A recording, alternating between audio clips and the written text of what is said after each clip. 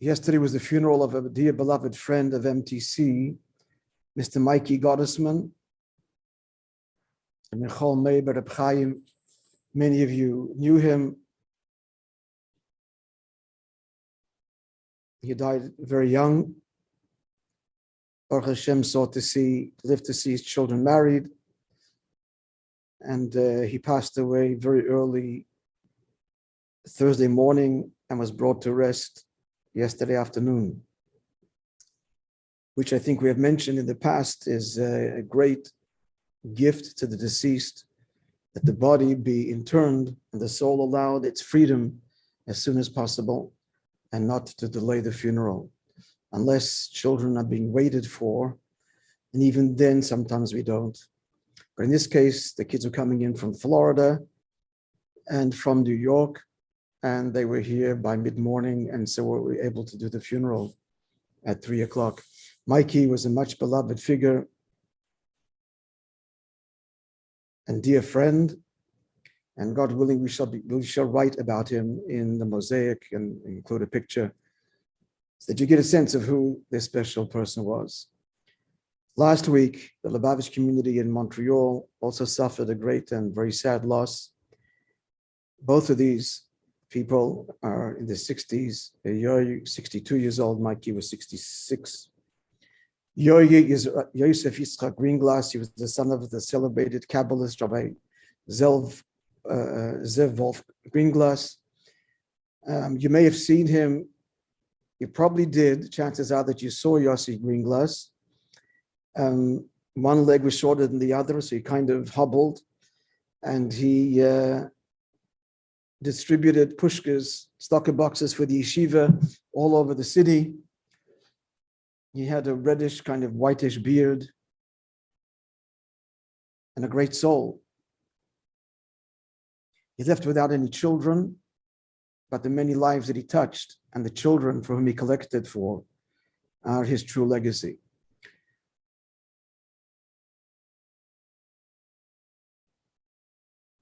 You know the story that I told you of Reb Nathan, Reb Nussen Roth, the Shalmidi days, the chemist, the pharmacist, I should say, would be brought out observant and then drifted completely, and how he came back watching a cable television broadcast of the Rebbe. And this is in the Shalmidi days. I told you, I won't repeat the story. I've told it many times. He gave God 2 weeks to give him a sign. And within that 2 weeks, the doorbell rings one Sunday morning when he's taking a shower, and it's a rabbi, a chassid on the other side of the door. He didn't know who it was, but it was actually Yossi Greenglass, and he didn't ever answer the door because he was in the shower. But Yossi was part of this Reb Nathan Roth, as we call him, Reb Nussen Roth's return home, back to his roots.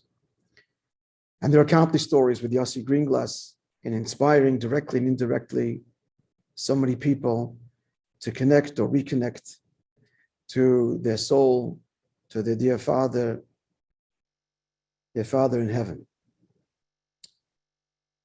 Now, I'd mentioned to you, friends, and this is the thrust of today's talk, in the few minutes that we have, I want you saw the invitation Wednesday night. Wednesday night, we will mark 72 years of the Rebbe's leadership, who assumed the mantle of leadership of Chabad Lubavitch on the 10th of Shvat, 1950, after the passing of his saintly father-in-law, the previous Rebbe, Rabbi Yosef Yitzchak, after whom this Yossi Greenglass was named, of course. And so, as you saw in the invitation to you, Chaya Harrison will be interviewing 3 shluchim, and who will share with us their stories, why and how they got to where they are, and what is inside personal stories of life on shlichus, on the front line, Vancouver Island, and St. John's, Newfoundland, and Calgary, Alberta. It promises to be, as I wrote to you, an evening of inspiration and entertainment. This Wednesday night, just click on the link that we sent to you, and I hope that you will join, and I will see you there, and please spread the word. Now, I want to share with you a story that I just heard, was sent to me the other day. And the story, to appreciate it, my dear friends, needs considerable background, but I believe many of you will appreciate this story. The background I'm referring to is this.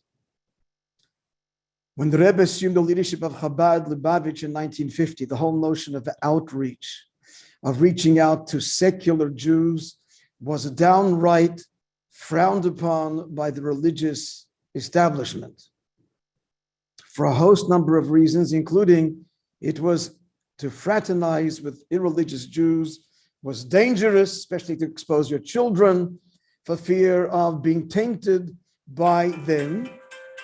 I must take this phone call.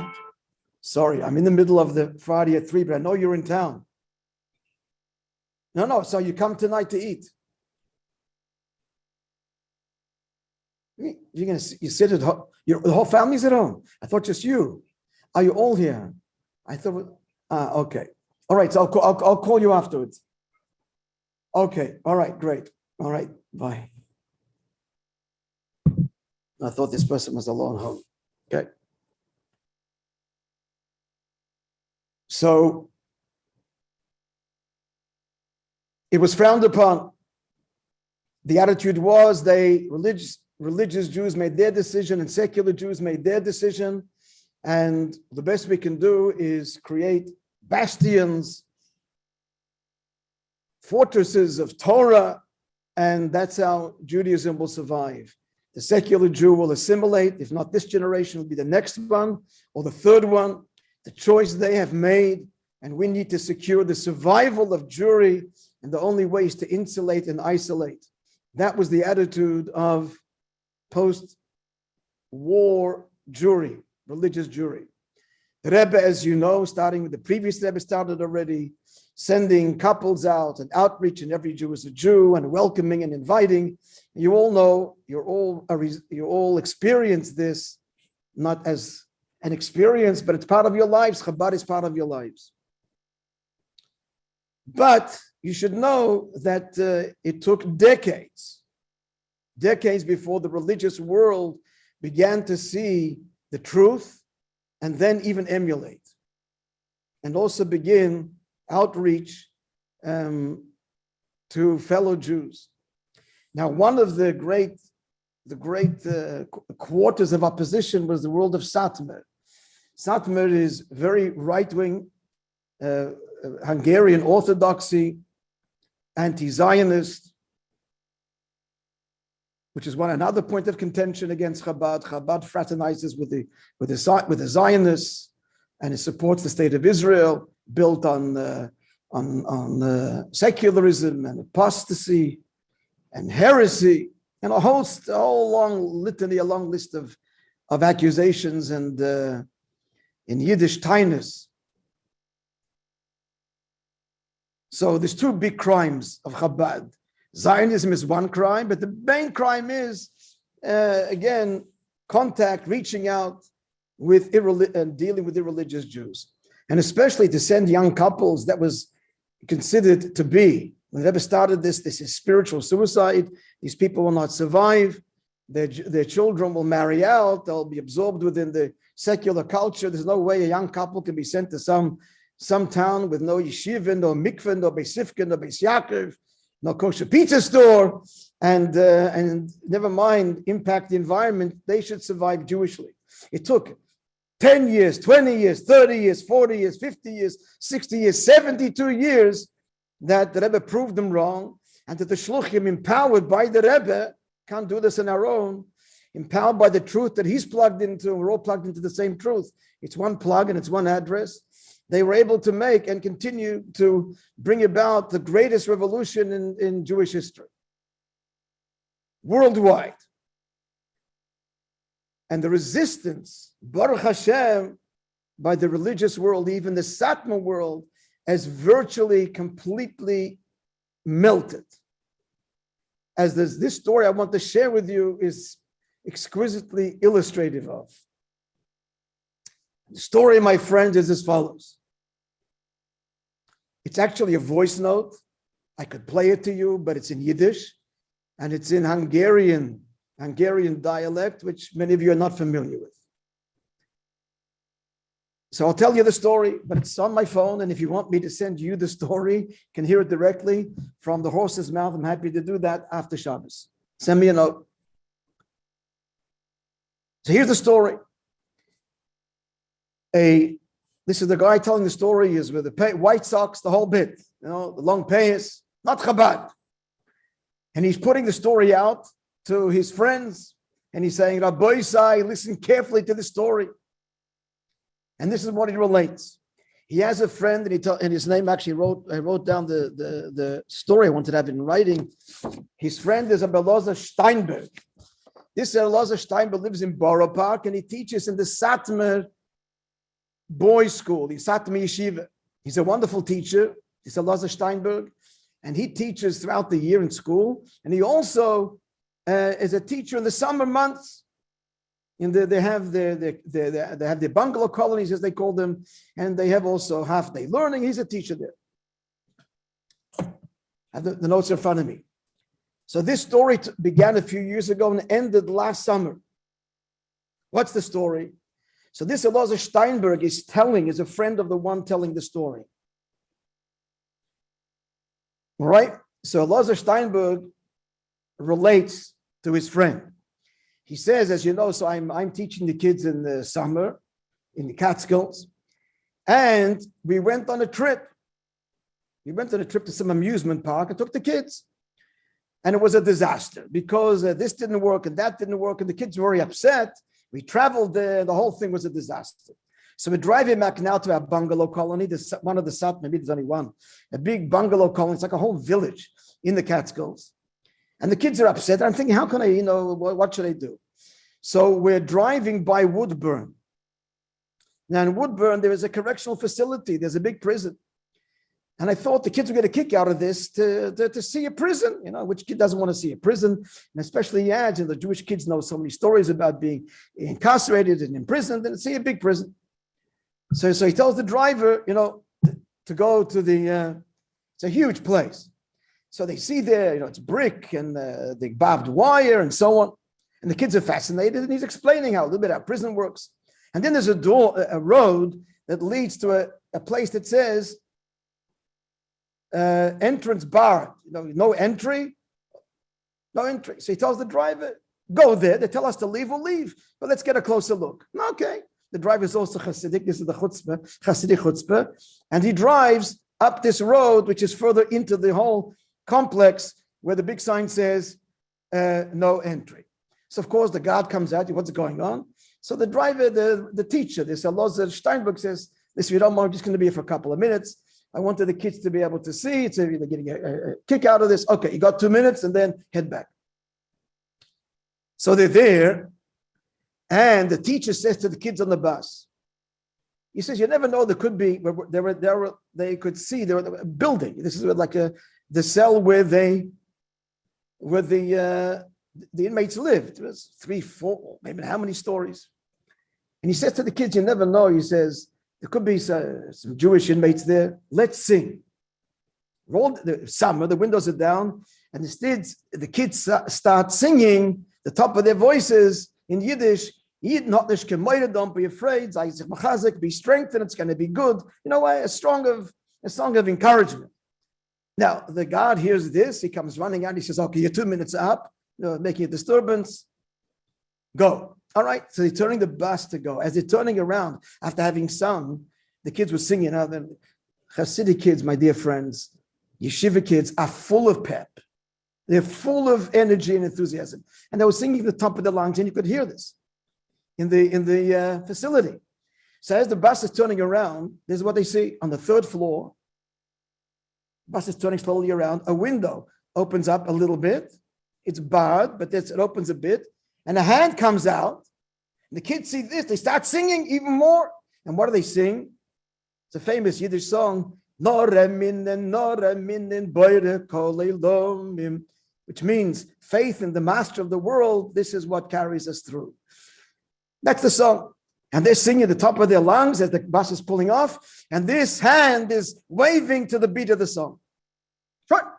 The kids this was a thrill. This was a great trip. They went to prison, and there was a hand outside the the building, waving to them. Join. End the story. Fast forward this was a few years ago. This past summer, so this Elazar Steinberg is telling his friend, continuing the story. He says, it's the end of the year. Everybody, teacher knows the end of the year. It's hard to keep the kids in control. It's already exam time and they've covered all the material. So he's looking ways to engage the kids. He says, the teacher's now saying to his friend, I was talking to my friend between Mincha, Ma'ariv, and Shul. And I said, I'm looking for how to get the kids excited, interested.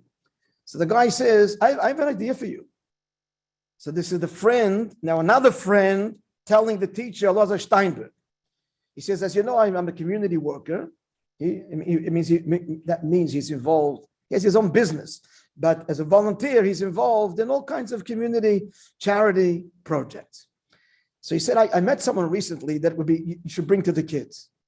This is a fellow who was 13 years in prison and it became in prison observant. Today he's fully observant Jew with a beard, the whole works. And you bring your kid, this fella, to your class and to tell his story, the kids will be inspiring and exciting. Great. So he did that. This Steinberg invites this fellow who tells the kids as follows. He says, I was in jail for 13 years. Now, the last 2 years before I was going to be released, I'm starting to think to myself, he's telling the kids, what's going to be? I have no community. I have nowhere to go. I have nobody in the world. I feel totally alone. And I was very depressed. I'm going to come out and with what? Apparently like family. I don't know details, but that's what he said. I felt alone in the world. And then he says, but then one day, he starts to tell the story a few years ago, and he says exactly when it was.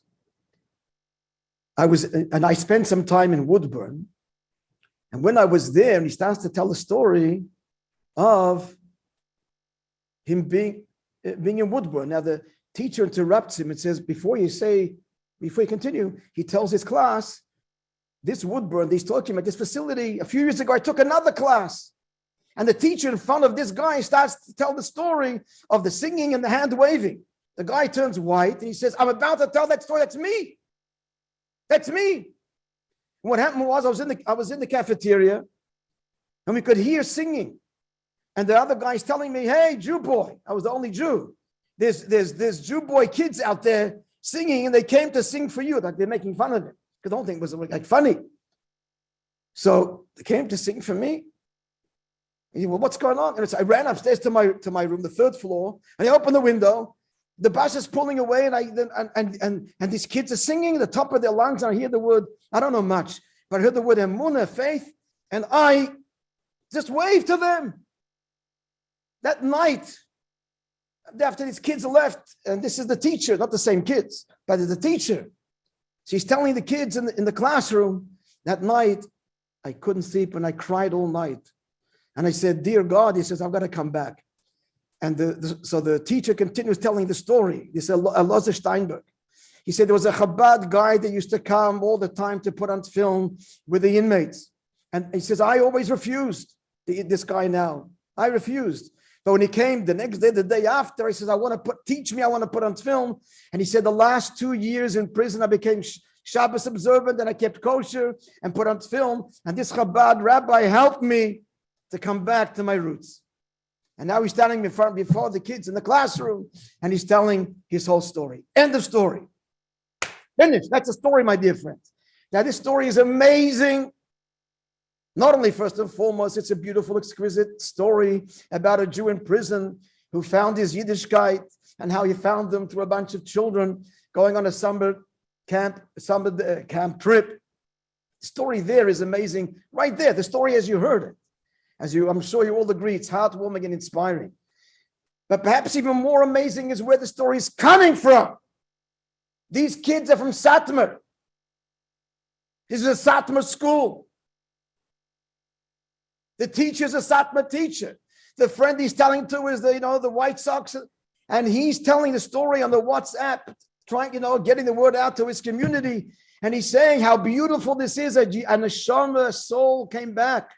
He goes on to say on the WhatsApp message, he says, we're all prisoners of sorts. And sometimes we feel very lonely. But if our eyes are open, Hashem reaches out and extends a hand and helps us all to come back home. How beautiful. You can't understand, friends. The story I'm telling you is undreamable a decade ago or 2 decades ago. Unthinkable that the religious chassidic world, not Chabad, would embrace such a story and find it inspiring and engage in it and share it and tell their children. Look at the great revolution the Rebbe has brought, that Chabad has wrought. The biggest revolution is not so much or equal to the hundreds of thousands, millions of Jews that Chabad touches every day, in the millions. But even a greater revolution is the complete change in the attitude of the Orthodox world, who are now embracing this. A Jew is a Jew and finding beauty and being inspired by a story of a fellow sitting in prison and there coming back to the fold and living a life now of Shabbos and kashrus. And who's finding this inspiring? Children in Satmar. You don't understand, friends. This is mind-blowing. 72 years later, the Rebbe worked mightily. Chabad plowed ahead despite the opposition and the naysayers. Another Jew and another tefillin and another Chabad house, and transformed the Jewish landscape globally, externally and internally. So this Wednesday night, friends, invite you again. Tune in 8 o'clock, as we're going to hear firsthand from Chabad, the rabbis in the front line. By the way, I intend to make another such evening for the Rebbetzins. The Rebbetzins, and not necessarily the same locations, and locations around the world, to tell their story. That has a unique, the feminine, because the fact is, in each Chabad house, it's the woman, it's the shlucha, who is really the foundation. It's every shliach, it's a reality. They're a couple, they're a team wherever they are, and she really is the foundation.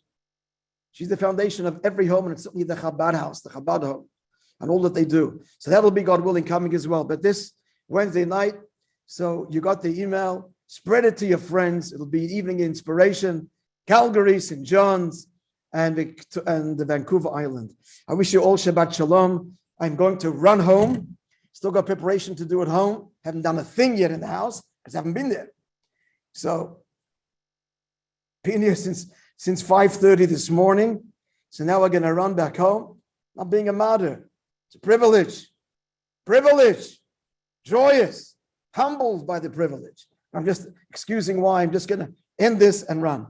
Good Shabbos, everybody. Good Shabbos. Thank you. Good Shabbos. Wednesday night. Shabbos, everybody. Shabbos, Wednesday night. Rabbi.